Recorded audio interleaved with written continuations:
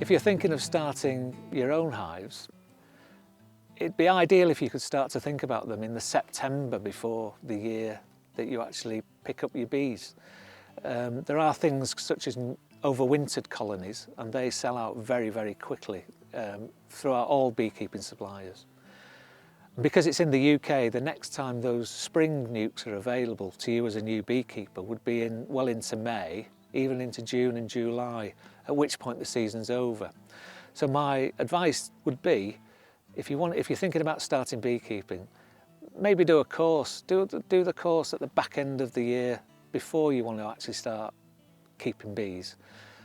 Therefore, you go into winter with a little bit of knowledge, a plan for what you're going to do, and then with the equipment sales in January and February, a chance to pick up those hives at the cheapest possible price for you, and then put your name against a nucleus colony. Your local beekeeping association is one that has plenty of nukes available when you tap into that sort of mentorship resource that they have. And then when you move into March and April, you're then becoming a beekeeper when you take your first delivery of bees. You've equipped with the knowledge, you're equipped with the equipment, and you can move forward from there, making plenty of mistakes. Do not expect you're not going to make any mistakes.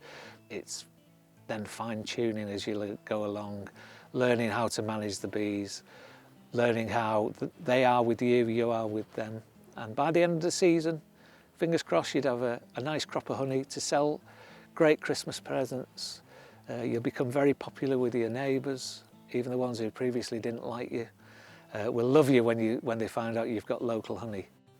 And it's something that you can then use the money you take in from the sales of that to offset against the equipment that you bought. Not many hobbies can do that. One of the added benefits to being a beekeeper is it ties you in with the seasons. You become a lot more aware of what's going on. So at this time of year, even though we are early to mid-February, things are starting to happen locally in the forage for the bees that is quite unusual, and it appears to be we're going to have quite an early season this year. Hello, Puss. This is Cleo. Thanks, Cleo. Thanks for your input.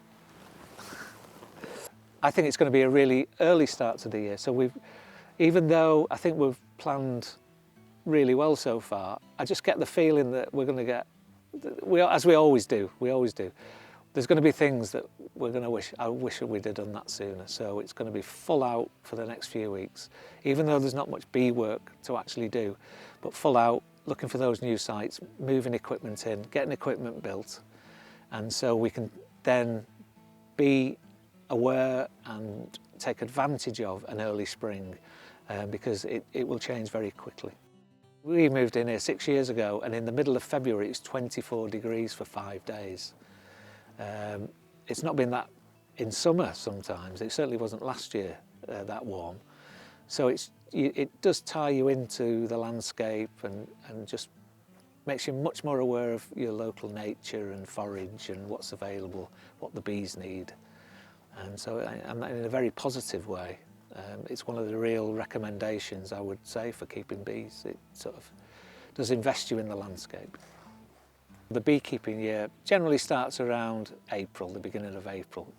All depends how quickly and suddenly the temperatures change and the bees get active again. But the main issue that we then come across is swarming. And swarming season in North Wales is anywhere from mid-April right the way through to mid-July. Swarming is the bees' way of promoting vigour and healthiness by splitting colonies into two. But from a beekeeper's point of view, that's very bad, because the first thing they do is they gorge themselves on honey, and then half the bees leave with your queen. They do leave queen cells behind, but whether that hive will actually give you any honey that season is debatable.